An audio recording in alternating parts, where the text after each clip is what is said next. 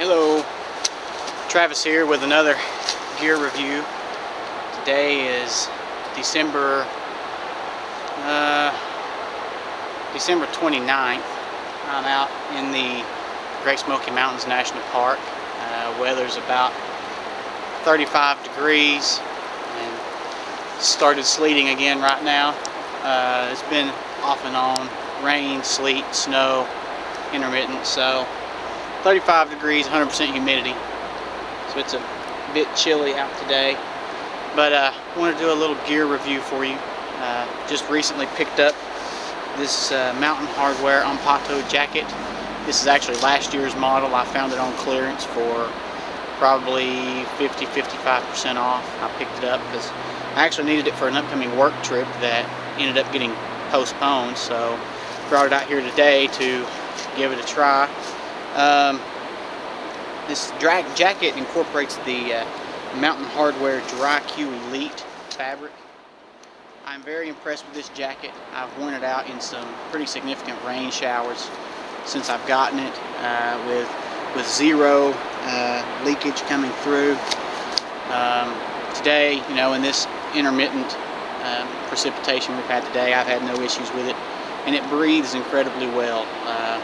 I really expect this to become a 3-season jacket for me that I'm going to wear it fall, winter, and spring because it is so breathable. This the material, this event material, this Dry Q Elite fabric is air permeable. It means that air can freely pass through, but water cannot. Water vapor and air can pass through, but larger droplet sizes cannot pass through. So very water resistant. I believe it's about a 25,000 millimeter water resistance, which is very similar to Gore-Tex.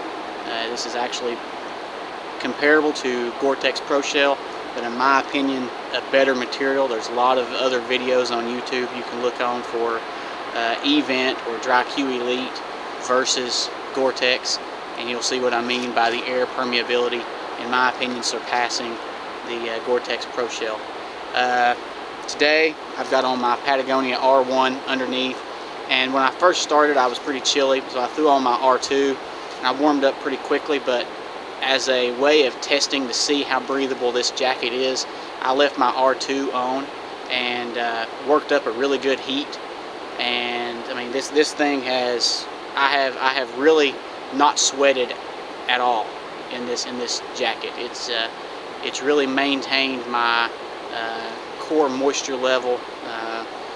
You know, it's gotten a little bit warm inside, but I mean, as soon as I stop moving, I calm down, I cool down immediately. So very impressed with the jacket. It has a Napoleon chest pocket with a waterproof zipper on it, very handy. The two side pockets are actually fleece lined. They have a recessed zipper inside of them as well, so it kind of helps to keep anything from any moisture or dirt or anything from getting inside there. Inside the jacket, it's a let's see if I can show you here. Inside the jacket there is another internal chest pocket here, and on this side there is like a stash mesh pocket. I use it to put my my beanie in. You could probably put a pair of small, really thin gloves into, sunglasses, whatever you might want to keep in there. Ski goggles, if you wanted to wear this jacket skiing, it would work well for that as well. Two side drawstring hem adjustments here, very easy to use. The hood is two-way adjustable. It actually has, let me get my glasses out of the way again. The hood actually, excuse me, the hood has a very nice brim on it here. One of the better kind of brims on it that I've used on a rain jacket. It also has a adjustable cord here to adjust it this way, and it has an adjustable cord here in the back for you to adjust the fit around the back of your head as well. So all in all, very impressed with this jacket. Very breathable. At the price I paid for it, I'm almost positive I couldn't have got anything better. I'm going to keep wearing it for the rest of this short hike today. At the end of it, if I have any other observations to make, to give, I'll let you know. This is really my first high output activity that I have worn this jacket for, so all of my experience has been on light duty work and just around town use. So I'm really planning on putting it through its paces today, especially in this weather conditions with the cold air and the moisture as well, and just seeing how well it performs. So like I said, if I have any additional observations, I'll let you know at the end. Thank you. Hello, Travis here. This is a follow-up to my field review that I did a little bit ago. I've gotten home now and cleaned up and changed, and had a chance to think about some other perceptions that I had while wearing the Mountain Hardwear Ampato jacket earlier. I went through most of the details about the jacket on the field review. A couple of things I left off are the cuff adjustment is very easy. So far I've had no problems. I read some reviews online where people said that the Velcro had came off after first washing and whatever, and I haven't had any issues with it so far. Likewise on the chest, on the main zipper here, they do have Velcro adjustment or Velcro closure tabs on the fly all the way up the chest. Unlike my Mountain Hardwear Epic jacket, which I have a review of on YouTube as well, that's something I wish it had. Something else I left off is the pit zips. However, with this jacket being so breathable, I have not yet had to use the pit zips. I could probably see a need for them if you were doing something in your normal day was, say you were hiking and something came up and you had a really high output activity you had to do during the middle of your hike, and you just needed to dump a lot of heat to keep from overheating, then I could see your pit zips coming in handy. But in general, though, I haven't had to use them. So before I bought this, I looked for a lot of reviews online and really could not find any. So that's kind of what led me to do this review. I'm kind of surprised that there are so few reviews online, because it is such a very nice jacket. Yeah, it has its shortcomings in some areas. It's hard to find something that's perfect. One thing that I find is a bit of a nuisance at times is the sleeves. The sleeves are probably 1.5 inches too short.